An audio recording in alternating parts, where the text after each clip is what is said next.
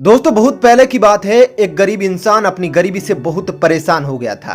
अपनी गरीबी के कारण उसका अपने परिवार का पालन पोषण करना कठिन हो गया था।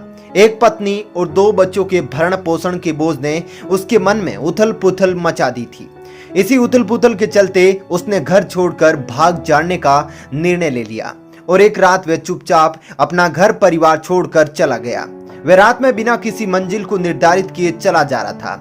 जब वे एक नदी किनारे पहुंचा तो उसने देखा वहां भगवान बुद्ध अपने शिष्यों के साथ डेरा डाले हुए हैं। यह देख उसने निर्णय लिया कि वह सन्यासी हो जाएगा और भगवान बुद्ध का शिष्य बनकर उनके साथ ही विचरण करेगा।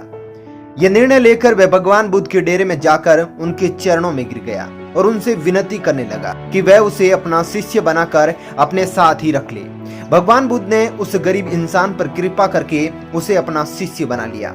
उसके बाद जब वह भगवान बुद्ध का काफिला आगे बढ़ा तो वह भी उनके साथ ही चल पड़ा। गर्मी का महीना था। भगवान बुद्ध का काफिला चलता ही जा रहा था। जब वे एक जंगल में पहुंचे तो सभी लोग पेड़ के नीचे विश्राम करने के लिए रुक गए। गर्मी के कारण भगवान बुद्ध को काफी जोरों से प्यास लगी थी। उन्होंने अपने नए शिष्य से कहा, यहाँ पास में सरोवर है, तुम जाकर वहां से पानी ले आओ। भगवान बुद्ध का आदेश सुनकर वह सरोवर से पानी लेने चल पड़ा। जब वह सरोवर के पास पहुंचा तो उसने देखा कि कुछ जंगली जानवर सरोवर में उधम मचा रहे हैं। परंतु जब वह सरोवर के पास पहुंचा तो सभी जानवर डर कर भाग गए। उस शिष्य ने सरोवर के पास जाकर देखा कि सरोवर का पानी जानवरों के उधम मचाने के कारण काफी गंदा हो गया था। सरोवर का कीचड़ और सड़े गले पत्ते बाहर उभर कर आ गए थे। इतना गंदा पानी देखकर वह बिना पानी लिए ही वापस आ गया और आकर भगवान बुद्ध से बोला, भगवान, उस सरोवर में तो बहुत गंदा पानी था, उसे तो पिया भी नहीं जा सकता है। शिष्य की बात सुनकर भगवान कुछ देर तक कुछ नहीं बोले, फिर उससे कहा, जाओ उसी सरोवर से अब पानी लेकर आ जाओ।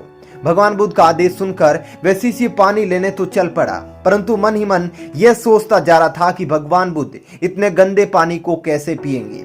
जब वह चलता हुआ सरोवर के पास पहुंचा तो यह देखकर हैरान हो जाता है कि सरोवर का पानी निर्मल और स्वच्छ हो गया है।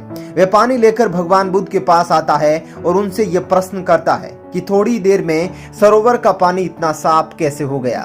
तब भगवान बुद्ध ने उसे समझाते हुए कहा, जब जानवर पानी में उधम मचा रहे थे तब उसका कीचड़ उभर आया था, परंतु कुछ देर तक शांत रहने पर कीचड़ वापस नीचे बैठ गया और पानी फिर से निर्मल हो गया।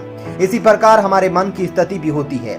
दोस्तों, जीवन की भागदौड़ और कठिनाइयां हमारे मन में उथल पुथल पैदा कर देती है और तब हम कुछ गलत निर्णय ले लेते हैं। परंतु कोई भी निर्णय लेने से पहले अगर हम अपने मन को शांत रखें और धीरज पूर्वक बैठकर सोचे तो हमारे मन की वे उथल पुथल भी पानी में कीचड़ की तरह बैठ जाती है और तब हम जो निर्णय लेते हैं वह हमेशा ही सही होता है।